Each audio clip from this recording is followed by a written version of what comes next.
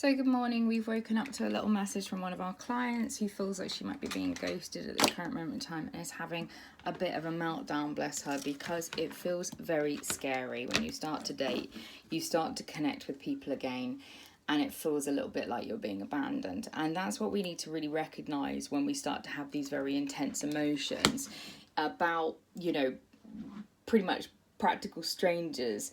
If you've only dated somebody once or twice and you're getting very intense emotions about them, it's probably not actually about them.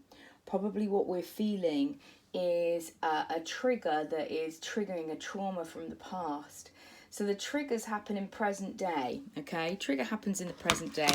The trauma is a past history thing. The trigger is that this man is abandoning us, ghosting us, and the trauma is actually the abandonment issues that we have as children.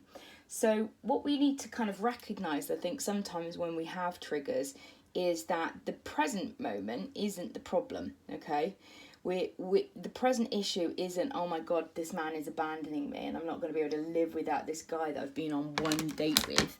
That's not actually the issue. And if you get caught up in that, you can miss out on actually what the real issue is. And the real issue is, this feels very similar to like when my dad abandoned me. This feels very similar to that time that my mother let me down.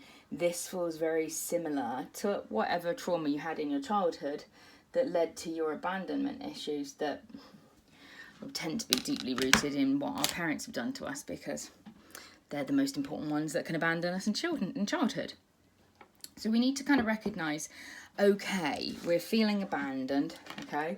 The trigger is the man, the trauma is our parents. Who can we talk to at this current moment in time to make ourselves feel better?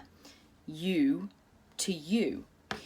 So we need to take a moment to talk to the inner child, because the inner child is the one who suddenly started driving the car.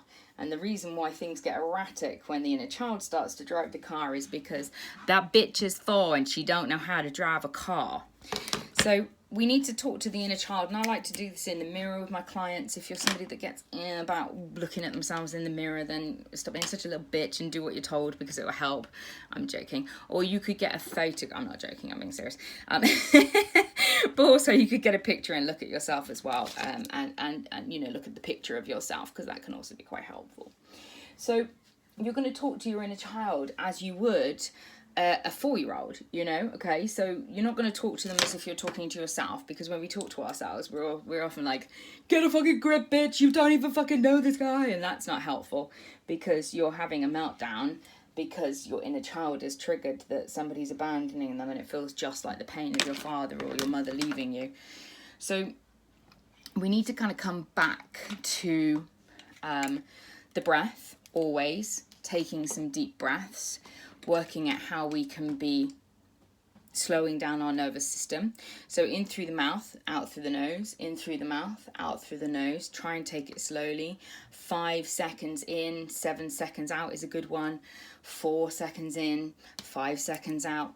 Longer the breath on the outtake, okay? So try and breathe out longer than you're breathing in is a good way to get your parasympathetic nervous system back in place. And then what you need to do is you need to talk to the inner child. So like, hi, I understand that you're feeling abandoned at this current moment in time, and that feels, the rejection that you're feeling this morning feels like what happened to you when you were a child, but you've got me now, we've got each other, and you're never going to be abandoned ever again, because I'm here for you. Not me, you, yourself, are there for your inner child. I'm also here for you, but that's not great, So make sure that you're talking to her to self-soothe her. And there's also a beautiful technique that you can call this a havening technique, where as we breathe, we stroke down our arms like this and we talk to ourselves. And you can talk to yourself in the mirror, you can talk to your little photograph. If you prefer to close your eyes, do that. And imagine you're talking to her. Hey, I understand that you're feeling really triggered right now, and I want to let you know that you're safe. And I want you to let you know that no matter who leaves you in your life, you're never going to be in the same situation as what you were when your dad abandoned you. You're never going to be in the same situation as what you were when your mum abandoned you, because you've got me now. And I replace your mother, I replace your father, and I'm here to look after you. And there's no man in this world that could ghost you and leave you in the same situation as what you were when you were 4 or 5 or 6 or 7. And take some of those slow, deep breaths. Calm yourself down. Often when we get triggered, the brain just runs off like a wild horse, and you're holding on to it, getting dragged through the weeds, and you wonder why you don't feel very good. You don't start screaming at the horse. You have to calm a horse down. You need to be like, hey, shh, now, calm down, okay? And the more that you can do this, the less triggerable you are, the less triggered you are, and the more that the trauma heals, because you're actually dealing with the root of the issue instead of the leaves of the issue.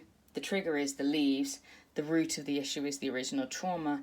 Until you fix that original trauma of abandonment, you're going to continue to get triggered by it. Remember that a trigger is an invitation to heal. And if you want to work with me more, I'm launching one of my courses very soon. I'd love to see you, so make sure you're following me to find out about all of those notifications that will be coming up in a couple of weeks' time. I'll see you soon. I'm Maelstrom. I'm here to help you to recover from your shitty childhood without therapy, and I'm here to change your life like I did mine. I'll see you soon.